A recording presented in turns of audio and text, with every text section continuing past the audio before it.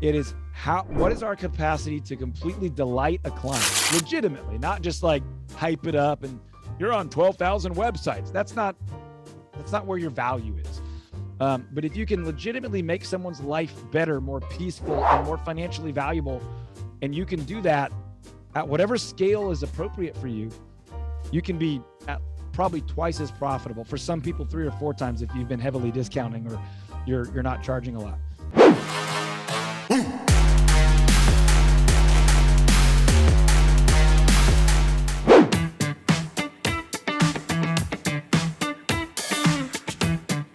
Because the management and transparency is what's very important. So once you submit a referral, you're going to have your own Home Advantage account, and it's going to tell you where everything sits. So if you have 10 referrals that you've sent into the network, it's going to give you all 10 referrals. It's going to tell you every milestone that client is sitting in, whether they're touring homes, whether they're in escrow. And you now can manage through the Home Advantage application as far as what your pipeline looks like for the referrals that you've sent. And so it's pretty sophisticated, and it's all click of a button, guys. So welcome to LabCoat Agents webinar here, how to become the highest paid agent in your market, strategies to outlearn local competition and dominate your market. It's a little repetitive. I don't have a lot of experience hosting webinars. I'll be honest with you. This is the first one. I've been an admin for LabCoat Agents for 8 years, which means that I have posted over 1,000 posts on various topics, and I've probably read, I was thinking about this today, I've probably read tens of thousands of posts and conversations, which basically means that I am on genius level on all topics related to technology. No, just kidding. So one of my favorite platforms is RealGeeks. I used to use it years ago, and I'm getting back onto it now. And I'm excited for this conversation with Todd, who's been using it for 13 years. And Todd, let me just, since I'm not very good at the introduction thing, let me just have you just introduce yourself and tell us like your bona fides for RealGeeks. Yeah, I'll make it quick and then we can get into some info that's really valuable for everybody. But I've been a broker for rolling up on 20 years, an agent for a little bit longer than that. I've owned a franchise. I've been independent the vast majority of that time. I was not one of those rocket out of the gates success stories. I had to stub my toe, bang my head, learn about my pride and all the things that some of us have to learn. But fairly early on, I got to a point where I was unbelievably fed up with being a normal agent. And I just said, I got to find a better way. I got to do this differently. And so we kind of established what I and our early partners and team members and all that stuff valued. And really, we've built off that for years. So we run a team in Dallas, Fort Worth now. We have an office on the Dallas side, an office on the Fort Worth side. We do a lot of media marketing with radio and things like that, as well as some good old fashioned direct response marketing and our primarily repeat and referral based. So all that's going on. We've got a team of right around 11 people right now. Most years we'll do a little more than 3 million GCI. The interesting thing with us is you'll find out that that's not a massive unit count. And that has a little bit to do with our really long title for the webinar today, which is how you can do this without having to kill yourself. You can be one of the highest paid agents in your market and make an incredible living and actually have some balance. What we say in our training of agents is build a business that supports the life you want to live, a life of purpose and impact and meaning, which of course means a great income.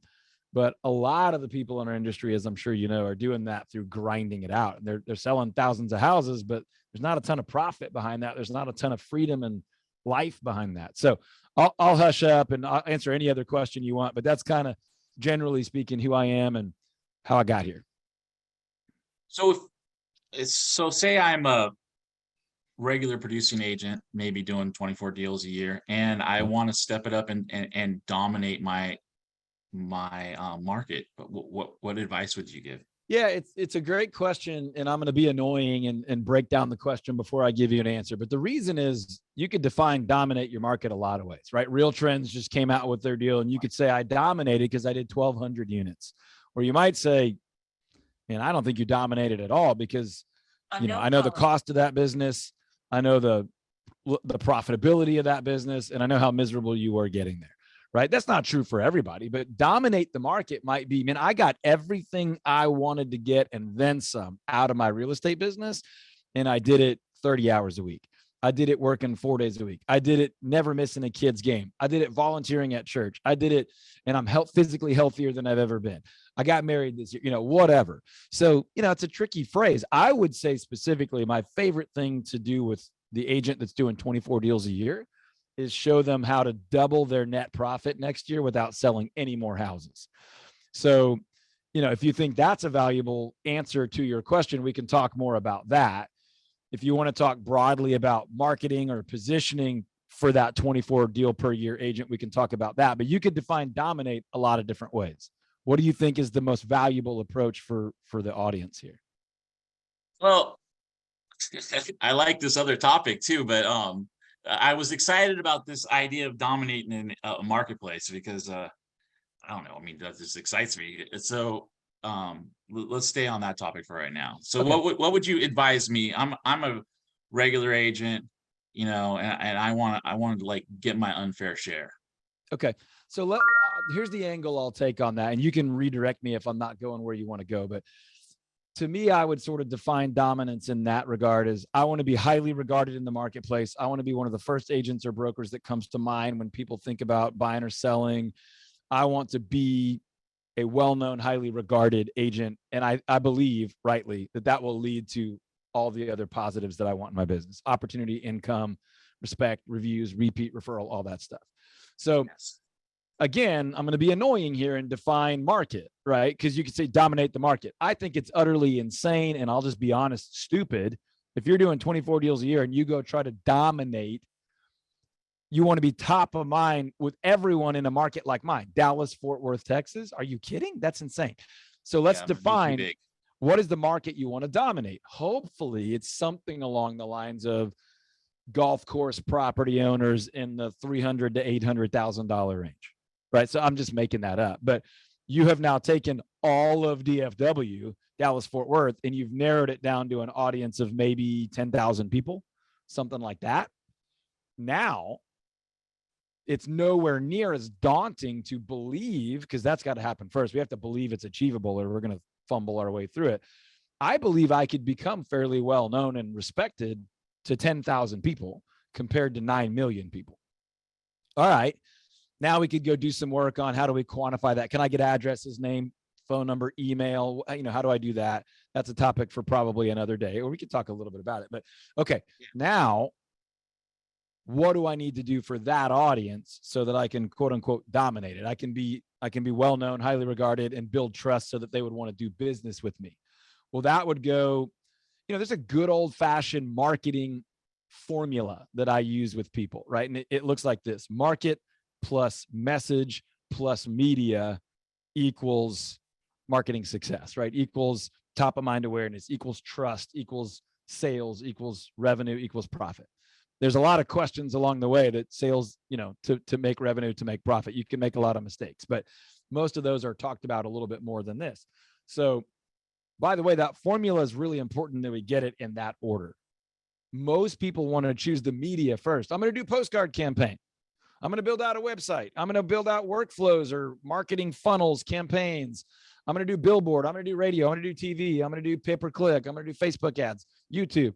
They're choosing the media first. So for the sake of time, I'll just oversimplify this. You have to know who has a need that I can meet, who has a problem that I can solve. That's got to be the first thing that happens. Then we'll identify, what do they need and can I meet that? Okay, that's market. Then the message is, how do I communicate my solution to their problem, my fix to their need, my pathway to their dream, their desired outcome?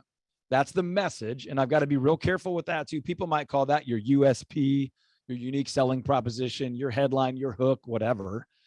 And then last, it is very important, but finally we choose a media, which basically is just a delivery method to get that message to that market.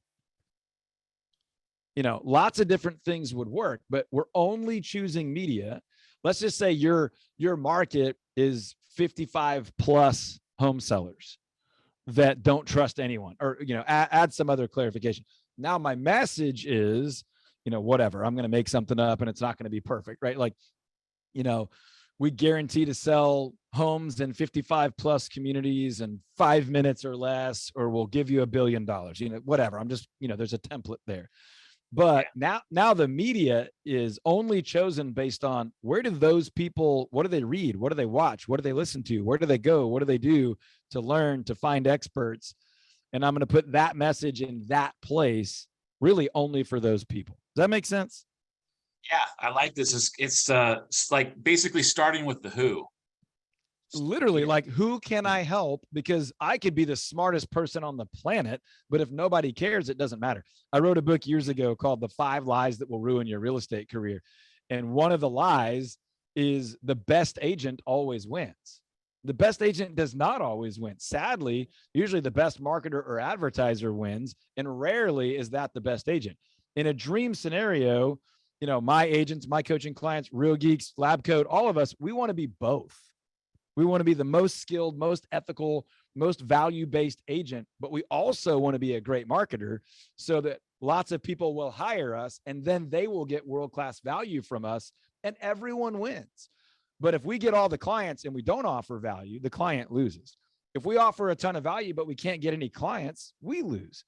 Those are both bad options. So I don't want to filibuster here, but does that make sense how someone could take that and use it right away? Yeah.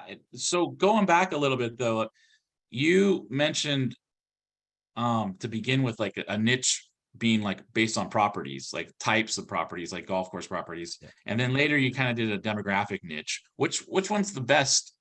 Is it maybe a geographical or a demographic?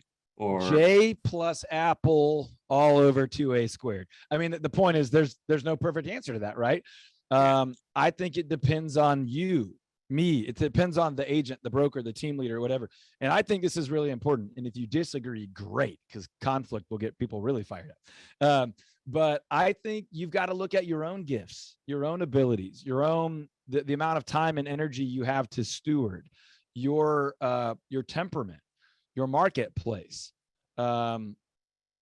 If I were to choose my preference, it is a big enough group for you to get all the business you want to get with a reasonable market share, and a small enough group that you can afford it, time, energy, and money, afford it.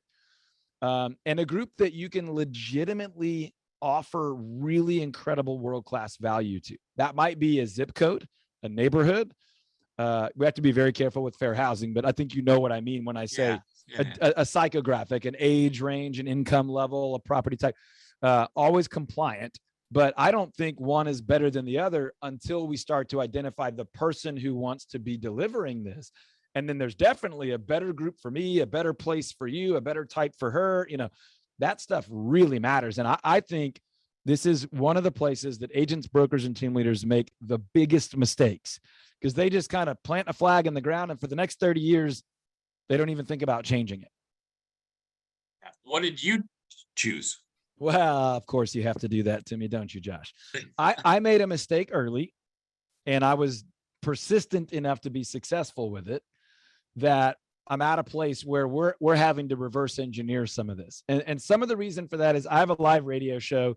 We've done a lot of radio, a lot of YouTube, a lot of one-to-many marketing for years. And because of that, it's spread me out wider than I would have. If I had done this day one, then I would have chosen.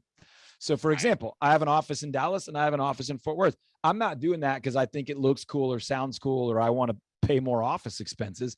But we do a lot of radio, and in Dallas, Fort Worth, the same station is going to reach all of that plus into Oklahoma. So just to service that, I was referring 43 deals out a year to another agent in Fort Worth. And I was like, this is dumb. I've got to set up shop over there. But the answer to your question is, inside of our business, a couple of our niche focused targeted markets are homes on land, which we would define as a residential house on 1 to 5 acres.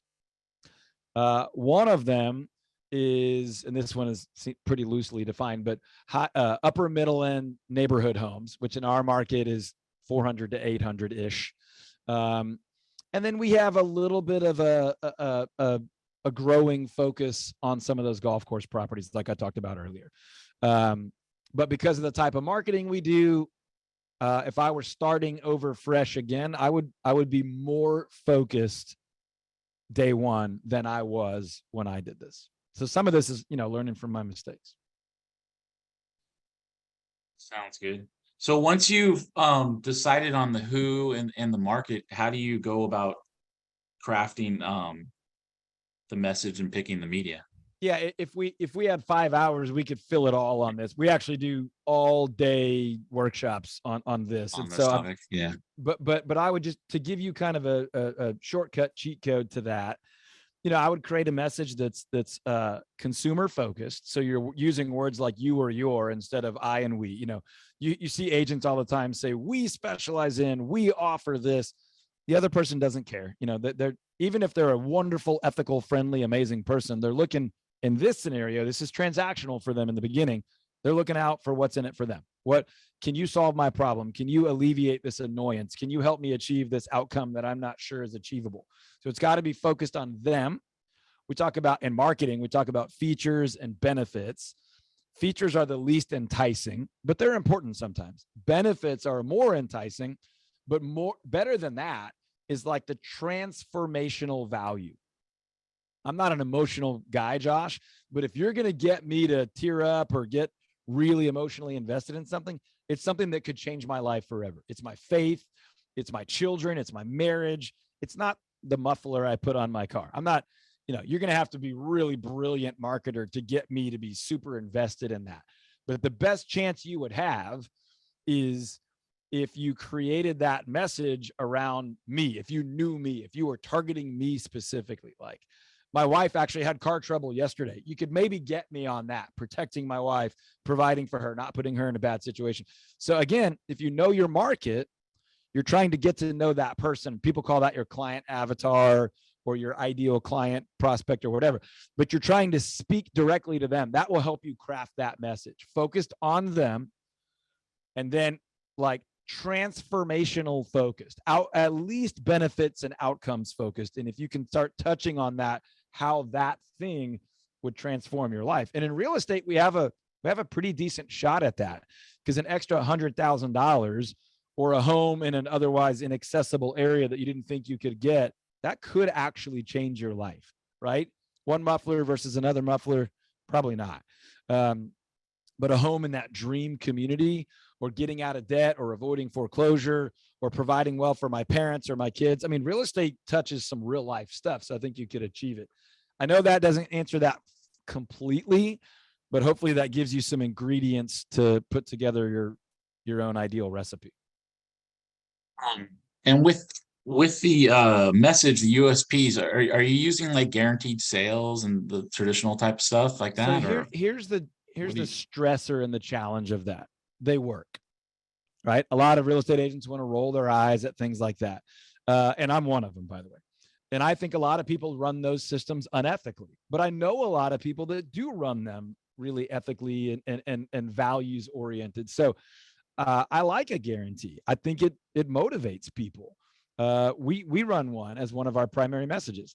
I do think on the radio. Yeah. And like postcards and stuff. Yeah. We do a little bit of direct mail, for the sake of time. Yes. A lot of radio, a lot of YouTube, a lot of social media, newsletters, all of it, and a little bit of direct mail to cold prospects. But what I would say is, as you're crafting that message, if you know who you're sending it to, that's the biggest leap forward to getting it right. And if you focus it on them and you focus it on the outcome, then you're only choosing the media. You're like, what's the best way to connect that person with that message? Does that person listen to AM radio, or does that person watch Hulu?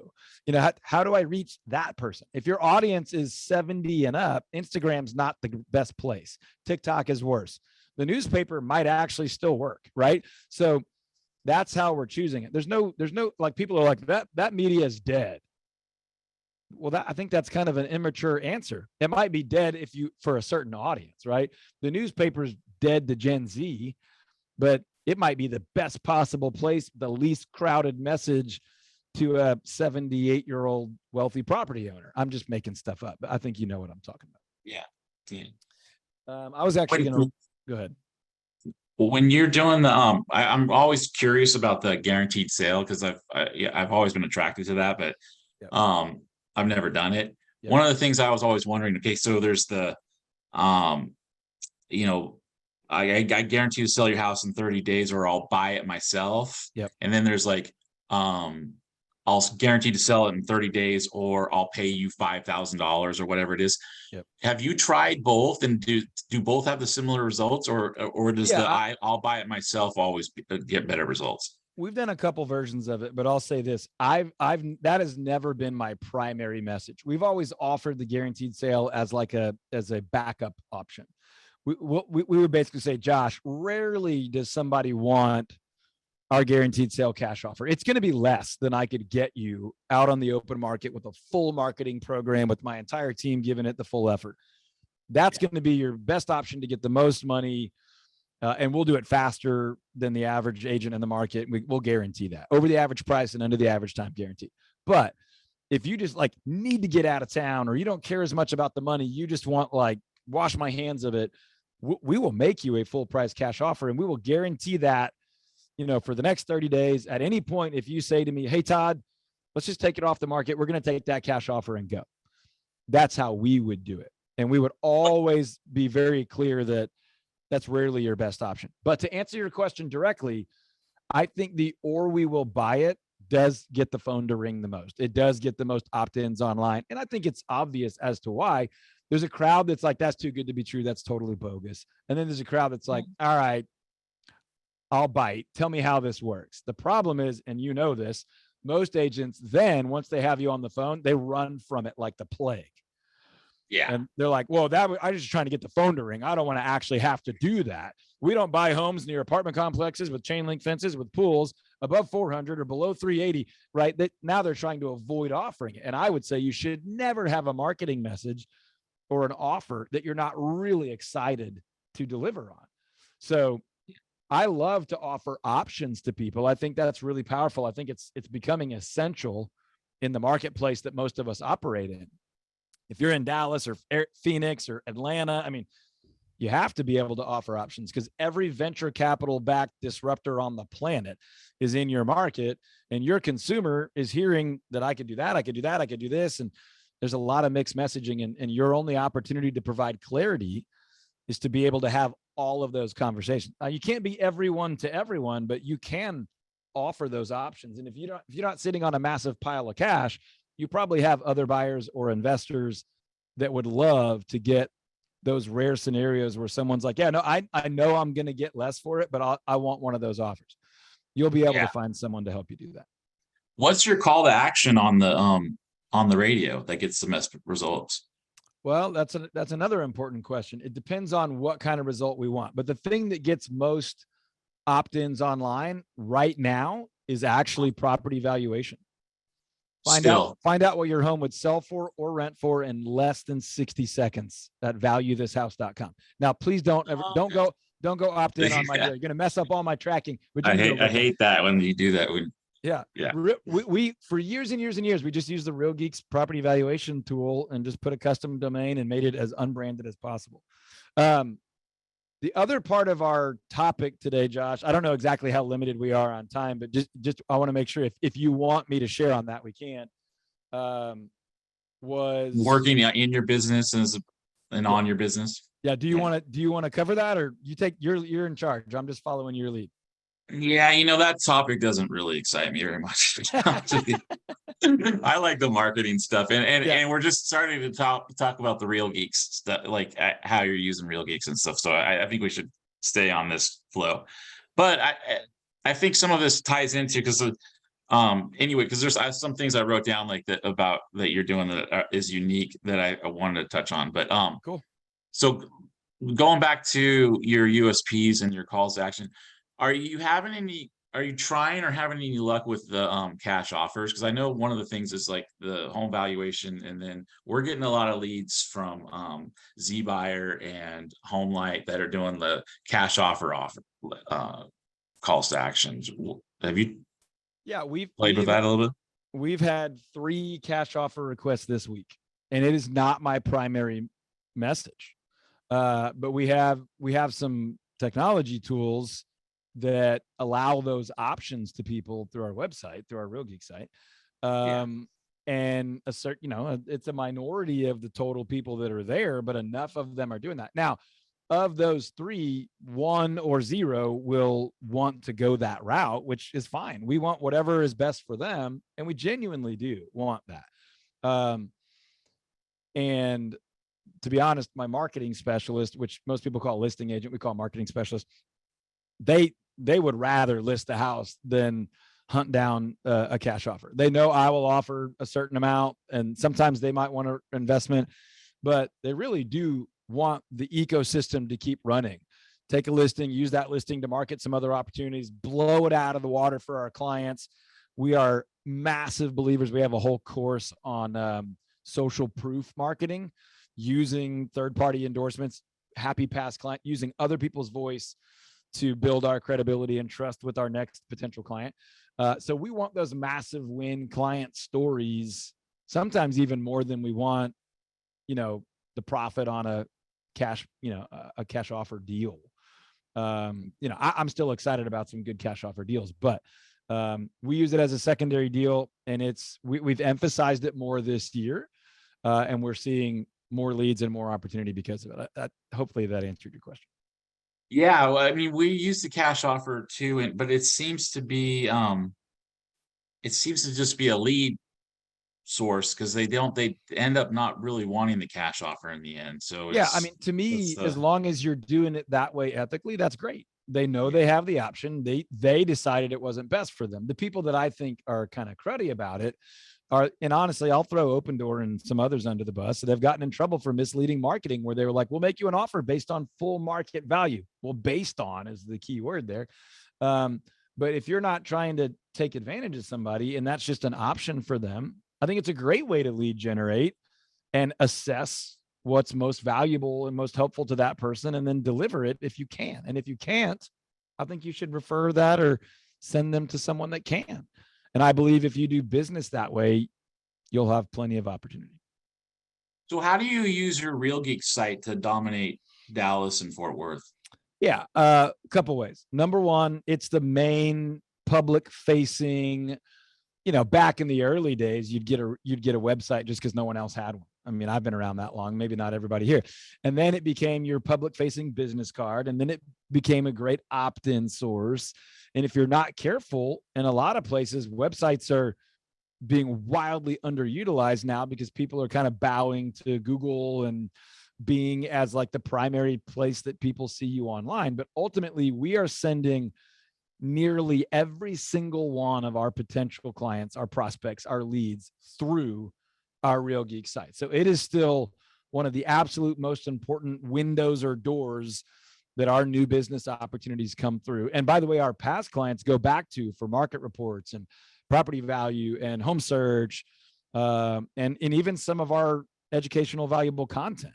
So we're using it in all of those ways. We are using it for automated text follow-up, email campaign, drip follow-up, workflows, whatever you want to call that. We're using it for lead dispositioning, right? To tag and label the urgency of potential prospects. We're using it, our agents use it as their primary technology tool for prospecting. When they're calling, texting, emailing, making notes, following up, what we call nurturing.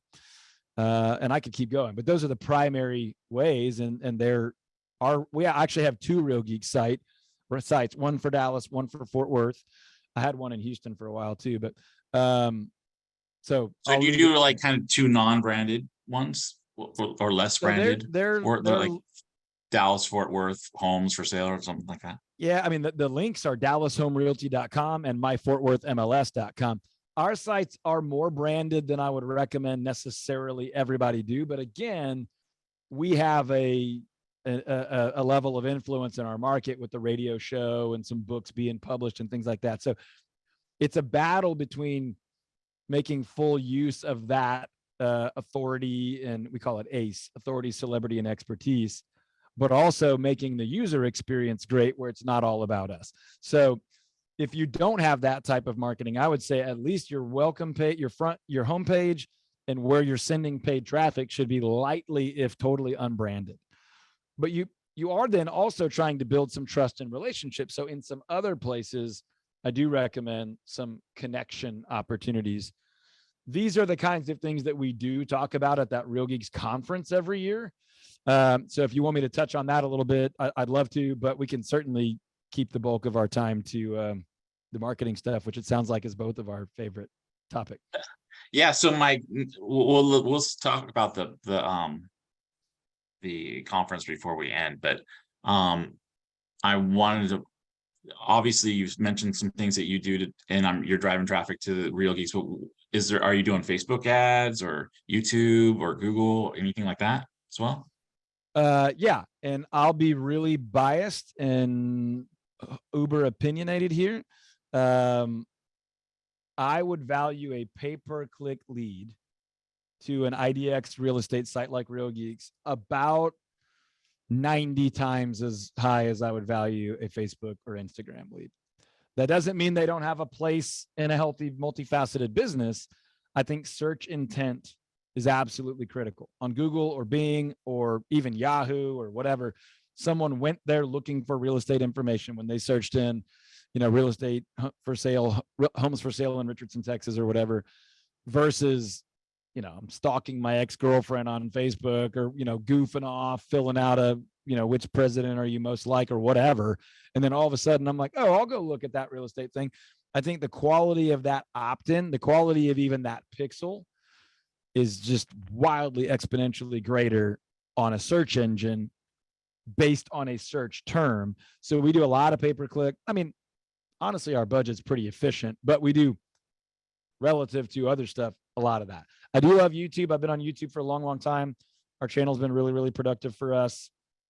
We have a full-time team member that helps me produce the radio show, produce the YouTube channel, and produce some other digital media content type stuff. We feel pretty strongly that more of that will be important in the future. I don't think it's essential, but I think if you're building a scaled team, brokerage, solo agent with a lot of help model, it's a highly leveraged tool to use those other media sources. That radio show is consumer facing? It's a live radio show here in Dallas Fort Worth, targeted to home buyers and sellers and residents in Dallas Fort Worth. That has nothing to do with our coaching or agent focused stuff at all. What is I'm really curious about this. Like, what do you talk about for a whole radio show, like make it interesting? Think of a Dave Ramsey show for real estate, right? We're answering questions, we're talking about market conditions, and we spend a lot of time talking about what is not true or trustworthy about the national or even local media headlines. And we're not like yelling fake news all the time, but what we're saying is, hey, this is what's being discussed out there. Like interest rates are high. It's a terrible time to buy. Well, let's think about that. Hold on. What are the other factors? What do you need to consider to make the best decision for you and your family and your finances? Real estate is hyper local. Our market acts differently than the rest of the country almost all the time. Dallas is different than Fort Worth. Richardson is different than Dallas. Plano is different than Richardson. So we're digging into all that. We're also talking about, like, we literally just recorded the show for this Saturday. We normally record.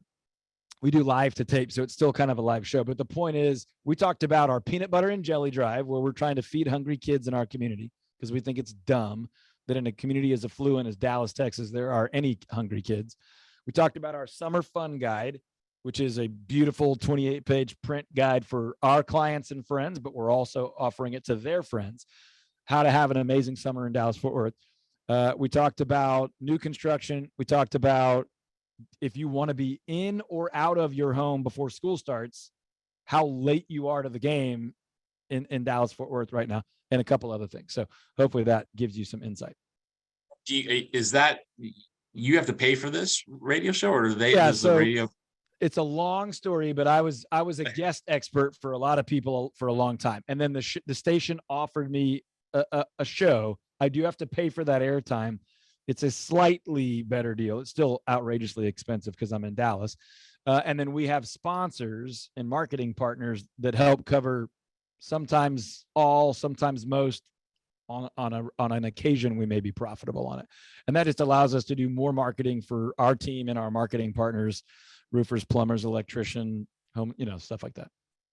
You get like do they give you a count of like how many people are listening each week? Or An unbelievably unreliable ratings number. Yes, we get a count, but we're usually talking to somewhere between 8 and 30,000 people. Yes, the range is that absurd, but we also, you get me talking about marketing, Josh, we're never going to land this plane, but the value is like way more in the way that we repurpose that content than the initial live airtime. The live airtime is really valuable because it is the largest AM station in our market, and people tune in to talk radio to actually listen. So that's a whole nother strategy, philosophy, theory. But we then, where can you talk to 8 to 30,000 people too? Yeah, almost nowhere. But then we put it on, we make it a podcast. It goes on YouTube. It goes on shorts and reels and videos and social media and follow-up campaigns and conversion campaigns and prospecting,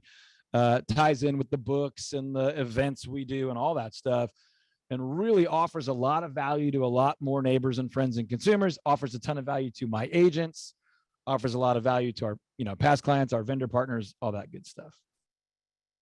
Awesome. And of course, RealGeeks is the technology home base of all of that. We tell people, go to the website if you want to get a free summer fun guide, if you want to participate in our peanut butter and jelly drive, if you want to go find out what your house is worth, if you want to search all houses by all agents in all of North Texas, go to our site, and it's always our RealGeeks site. And then we're following up with people there. We're getting them home search updates. We're getting them property value updates. We're getting them market reports. And then, because you mentioned that it surprised you that was consumer facing, because of the conference, I'm then talking to hundreds and thousands of RealGeeks users all year long, and we're sharing with each other what's working for you, what's working for me. So look, I'm happy to share. There's some things we do in coaching. There's some things we do with our agents and team members. And then I'm talking, I'm not exaggerating, Josh. I probably talk to 20 plus RealGeeks users every week. And then in October, 17th, 18th, 19th, by the way, we'll have 300 and something agents, RealGeeks users from all over North America, United States and Canada, come to Dallas, and through panels and keynotes and cocktail parties and breakout sessions, we will literally say, hey, Josh is awesome at this. He's going to share on that. Hey, Al is amazing at this. He's going to share at that. What do you want to hear from Todd? What do you want to hear from Kevin McCarthy, the CEO of RealGeeks, or Dylan, the head of product at RealGeeks? It's obviously more organized than that. But for 3 days straight, we are sharing about what's working for you, what's working for me, what's RealGeeks building, what's changing, what's not changing because it's still working. So if you're cool with it, I'd love to make a little bonus offer to any RealGeeks users that are watching us live right now or that hear this sometime soon. Is that cool with you? Yeah, of course. Okay. So if you're a RealGeeks user, by the way, there's a lot of people that come to this conference every year that are not RealGeeks users. They just want to interact and share within my opinion, one of the most generous communities in residential real estate, and that's the RealGeeks user community. But the event is October 17th, 18th, and 19th in Dallas, Texas. And you can get a ticket for all 3 days for less than $600. You can bring team members. We're still in early bird pricing until the end of June. And if you go to the website right now, it's urguc.com. I'll type it in the chat here in a second. urguc.com. You can just Google search RealGeeks User Conference or my name and you'll find it. Right now you can get a 2-day ticket and skip the 3rd day. I would not do that. First 2 days are heavy RealGeeks. Day 3 is a lot about this marketing discussion that we're having right now and tons of other stuff on building your brand. And team and culture and value and all that stuff. And right now there's 2 add-ons that if you buy a conference ticket, you can add on. And they're 2 things from my business. One of them is our follow-up system for internet leads, who to call, when to call them, what to say, when to leave a voicemail, all that stuff. We've sold this in the past for like $1,500. We have it on there right now at a crazy discount for $20. And then we have another thing on there, how to get 100 Google reviews in 1 hour to dominate Google. And we've done this multiple times and we've had our coaching clients do that. That's on there. We've sold that for a ton. That's on there for $29. But right now, if you use a coupon code that I'll give you in a second, we'll give you both of those for free for the first 15 people. They're really cheap, so we're not going to give it away to everybody. But for the first 15 people, we'll give you that. And let me just double check real fast what our coupon code is, because I don't want to get that part wrong. But if you go to urguc.com to get your event tickets, as many people can get those and can get the early bird discount. But the discount code is Geeks LCA. So Geeks LabCoat Agents, Geeks LCA, doesn't matter. All caps, lowercase, doesn't matter. Geeks LCA. Let me type this as a note to everybody. urguc.com and then Geeks LCA. So you can go to urguc.com and you can save $100 per ticket for early bird pricing right now. And then if you put in the coupon code Geeks LCA, the first 15 people that do that will get both of those little add-on bonuses that are kind of my team strategies that can totally light your business on fire and do amazing things. The first 15 people can get those for free. Josh, there's a question about coaching. Do you want me to answer that now or no? I want to be respectful of the audience and the. Yeah, I think you should probably take that off. Yeah, I'll drop off air. You can Google me or I'll put my email in here, but I don't want to disrespect the audience or talk. Let's talk valuable, actionable stuff that everybody can use. And I'd be happy to talk to you or have a team member chat with you about any of that stuff offline. Sounds good. Okay. So I wanted to make sure I promised Real Geeks I would tell everybody about the conference, but I'm happy to hang out longer if you want, Josh. So what else would be helpful for this audience for me to share? I had one other question for you, just a side note, kind of. You said you had a team of 11 people, right? Including me, we have a total, I think at the moment, of 10 or 11. Yeah. We have one guy going back to full-time ministry. So and you're doing 3 million in GCI? Yeah. Like how do you do that? That's 6 agents and 5 staff, if you count me. Are you like primarily luxury or like? Our average price point's about $440 right now. And the short answer to your question is it's our fee structure. And the fastest way I could double the normal, like you asked me earlier, an agent doing 24 deals a year, kind of quote unquote normal business, but they're good and they're working hard. Within a matter of a month or two, really it's a matter of a few hours. But for them to go fully implement that within a month or two, we can typically double that agent's net profit. Their GCI is not net profit. That's revenue, right? But the way we can do that is help them understand what they're doing that's adding unique value, help them add some things that will add truly unique value to their client, sell homes faster, sell them for more money, help buyers get better deals, have a better experience, and also show them how to protect their net profit. And do that in a way that they honestly probably don't have to work any harder. For a lot of people, they can work a little bit less and generate a lot more gross revenue, a lot more commissions, and a lot more take-home profit, all while adding more value for the client and having happier, more rabid, loud, crazy, excited clients and fans and repeat and referrals and reviews and all that stuff. Can I ask you how many units is that? Like 170 to 200 most years. So you're doing 200 units with basically 6 agents? Yeah, not every year. I mean, some years that's closer to 160, 170, 180, somewhere in that range. We don't care as much about unit count. We don't care as much about sales volume. Those are the numbers that agents are typically ranking themselves and bragging about and putting the trophies up.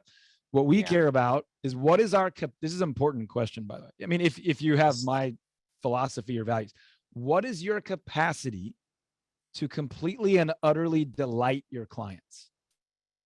What is your capacity to legitimately deliver world-class value? Not how many units can you transact, not how many files can you handle, how many signs and lockboxes do you have? Those are bad questions.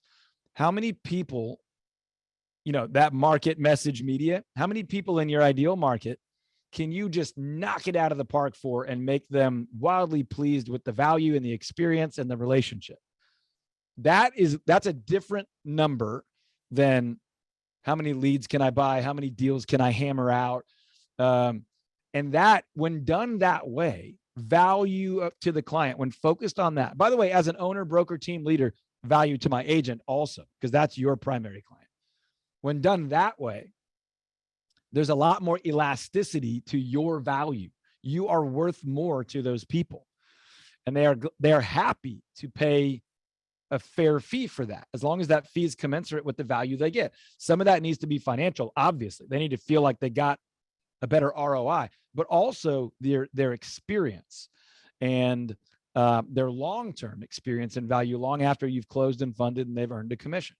That's a really long explanation. We coach our agents and other agents on how to build a business around that, but that's the secret sauce. I just gave it to you. It's not being a commodity. It's not being like everybody else. It's not hammering out more deals, more sales volume. It is what is our capacity to completely delight a client legitimately, not just like hype it up and you're on 12,000 websites. That's not where your value is.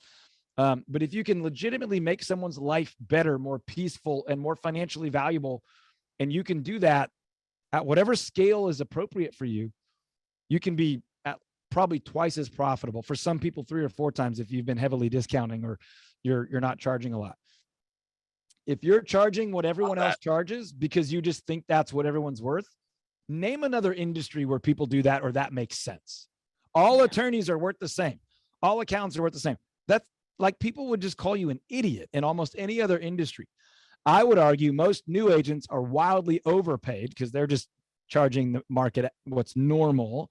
And then some, not a lot, but some really brilliant, amazing, kind, hardworking agents are unbelievably underpaid.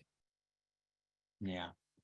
And a lot of people are mismanaging expenses and payrolls and marketing budgets. And so they're not as profitable in that regard too.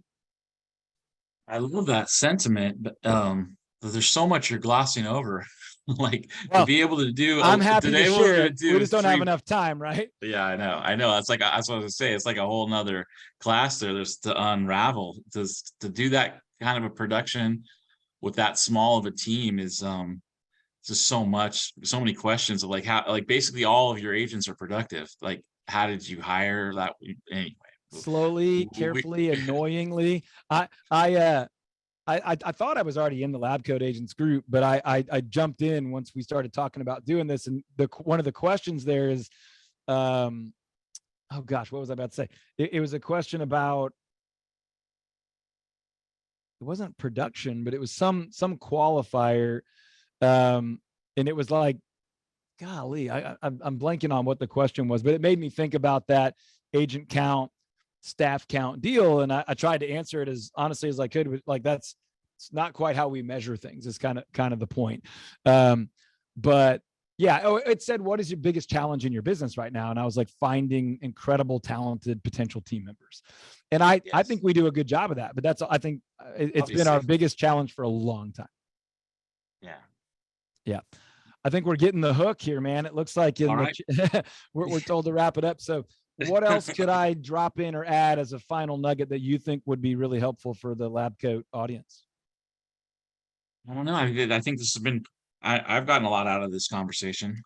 If there's anything you kind of mentioned, we left a lot of gaps, just trying to cover a lot of ground. If there's anything I didn't cover that somebody wants to follow up on, you're more than welcome to, message me on social media or just email me. Todd@toddtramonte.com, or connect with the LabCoat guys. I'm happy to come back on or run it through you guys, whatever's the right communication channel. But you're more than welcome to email me or reach out to me about the conference, about how I run a RealGeeks site, about how we increase fees, how we hire. I'm happy to share as much as I can. And then Todd, are you okay with sharing your RealGeeks sites yes, URLs and YouTube channel? Yeah, so YouTube, just look my name up, Todd Tramonte.